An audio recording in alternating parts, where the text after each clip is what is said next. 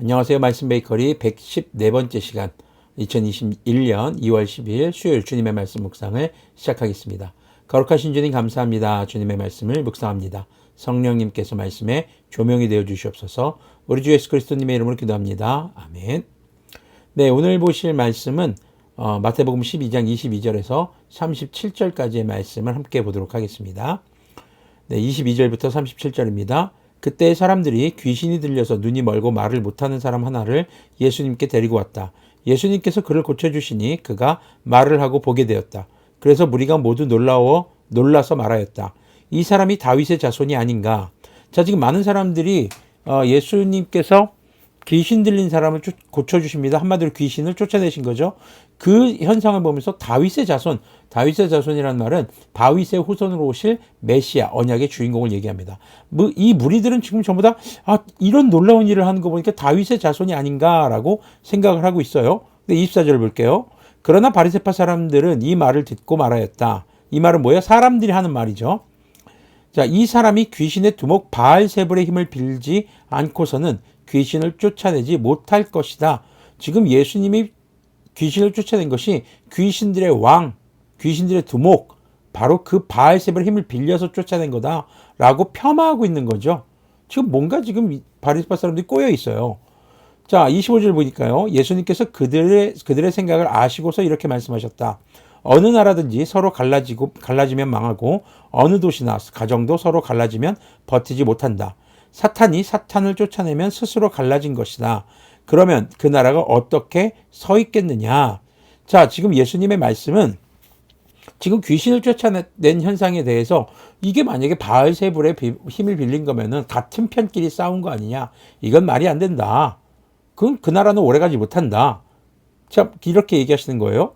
자, 27절 보니까 내가 바알세불의 힘을 빌어서 귀신을 쫓아낸다고 하면 너희의 아들들은 누구의 힘으로 귀신을 쫓아낸다는 말이냐? 그러므로 그들이야말로 너희의 재판관이 될 것이다. 자, 여기서 지금 너희의 아들들, 바리새파 사람들과 연관 있는 사람들로 보여집니다. 그들도 귀신을 쫓아내는 사람들이 있었던 것으로 보여집니다. 그럼 너희들도 지금 바알세불의 힘을 빌리는 거 아니냐?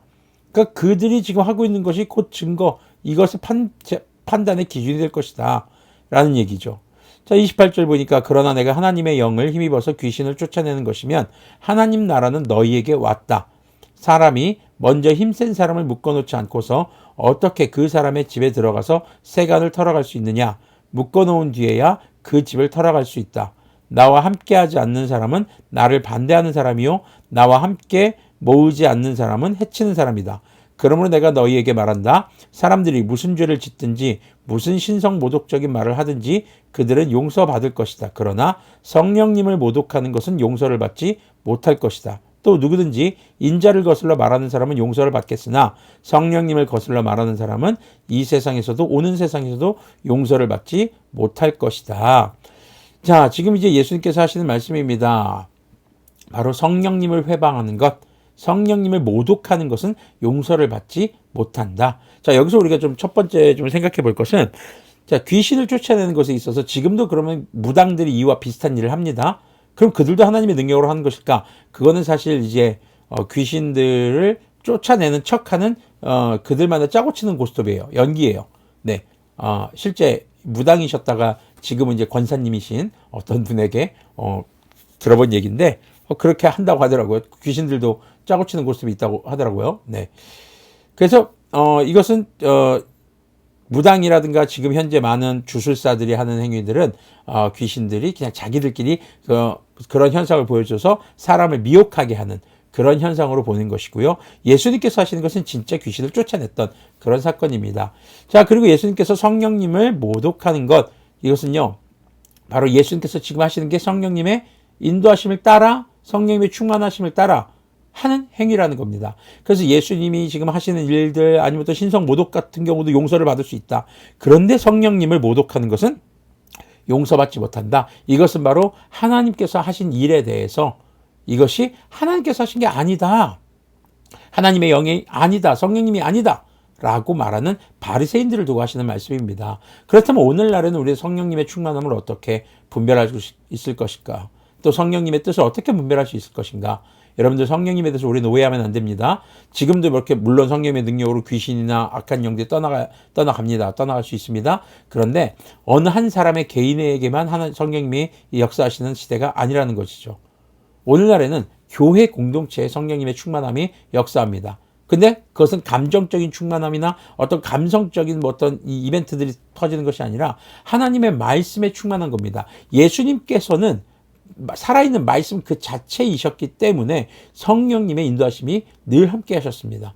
근데 우리는요, 말씀을 읽고 듣고 배우고 삶에 적용하고 그리고 공동체가 모여서 함께 서로가 서로를 위해 기도하는 이 신앙생활 예배를 중심으로 하는 교회에서 바로 이것을 통해서 우리는 성령님의 인도하심과 충만함을 경험할 수 있게 되는 것입니다. 그러니까 지금 우리에게는 주어진 말씀이 있습니다. 이 말씀이 성령님의 인도하심이고 성령님의 충만함이 될 수 있다는 것을 여러분들이 기억하셨으면 좋겠습니다. 자, 33절을 보면은요, 나무가 좋으면 그 열매도 좋고 나무가 나쁘면 그 열매도 나쁘다. 그 열매로 그 나무를 안다. 독사의 자식들아, 너희가 악한데 어떻게 선한 것을 말할 수 있겠느냐? 마음에 가득 찬 것을 입으로 말하는 법이다. 선한 사람이 선한 것을 쌓아두었다가 선한 것을 내고 악한 사람은 악한 것을 쌓아두었다가 악한 것을 낸다. 내가 너희에게 말한다. 사람들이 심판날에 자기가 말한 온갖 쓸데없는 말을 해명해야 할 것이다. 너는 내가 한 말로 무죄 선고를 받기도 하고 유죄 선고를 받기도 할 것이다. 자, 예수님께서는 열매를 보아서 그 나무를 알게 된다라고 합니다. 나쁜 나무에서 좋은 열매가 나올 수 없고 또 좋은 나무에서 나쁜 열매가 맺힐 수 없다는 것이죠. 그러면서 지금 바리새파 사람들에게 뭐라고 합니까? 독사의 자식들아. 굉장히 순화된 표현입니다. 지금 이제 현실판으로 리얼 사운드를 들으면 이 뱀 새끼들아 이거죠. 동물 계열 욕입니다. 자, 독사의 자식이라는 이 뱀 새끼들아 이건요. 사탄의 자식들아입니다. 이 악마의 새끼들아 이런 거죠. 네. 네. 왜냐하면 옛 뱀, 성경에 나오는 뱀에 대해서 이 사탄으로 우리는 이해하는 것이 맞습니다. 진짜 짐승과 스네이크, 동물원 가면 그런 뱀이 막 진짜 막 사탄의 아니에요. 하나님께서 창조하신 동물입니다. 그러나 여기서 나오는 이 독사 또 옛 뱀 전부 다 사탄의 수하라고 우리가 보시면 되겠습니다. 지금 한마디로 성령님을 회방하는 것은요, 독사의 자식들, 이 독사 새끼들, 이 뱀 새끼들아, 야 이 사탄의 졸개들아, 뭐 이런 그런 욕인 거죠. 자, 최고의 욕이었어요 당시에는. 자, 그렇게 욕을 하면서 너희의 마음에 가득 찬 것이 지금 뭐밖에 없다는 겁니까? 악한 것들밖에 없다라는 겁니다. 하나님께서 하시는 일을 보고 분별하지 못합니다. 주님의 영이 하시는 일을, 예수님께서 하시는 일을 분별하지 못합니다. 왜요? 자기들이 원하는 메시아, 자기들이 가져왔던 바리새파 사람들이 가져왔던 종교관, 이것과는 너무 거리가 먼 모습이었고 바리새인들은 늘 자기 의를 드러내기 위해서 율법을 지켜왔는데 그 속마음이 다 드러나 버린 거죠. 누구 때문에? 예수님 때문에요. 그래서 예수님 바리새파 사람들 되게 계속 독사의 자식들아 이러면서 외식하는 자처럼 하지 말아라. 겉으로만 기도하는 척하지 말아라. 겉으로만 네가 거룩한 척하지 말아라. 진짜 거룩하지 않은데 왜 거룩한 척하니? 이런 이 비판 섞인 말들을 많이 하셨죠.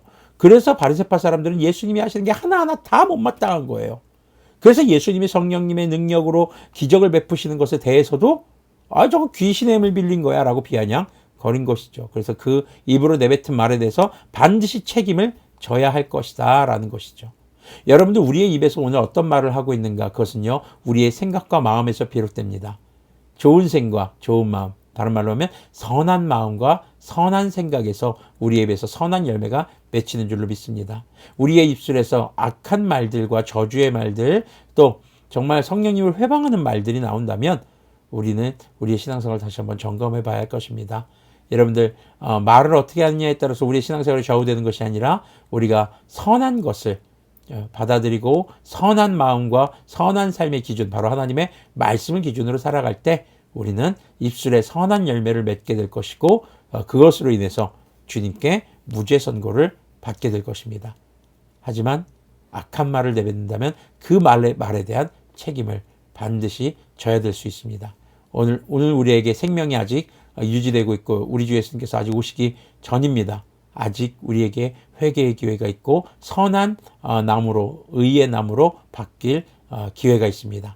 이 시간에 우리가 말씀을 통해서 꼭 매일매일 날마다 우리가 의의 나무가 되어서 의의 열매를 맺는 그런 그리스도인들이 되기를 소망합니다. 기도하겠습니다.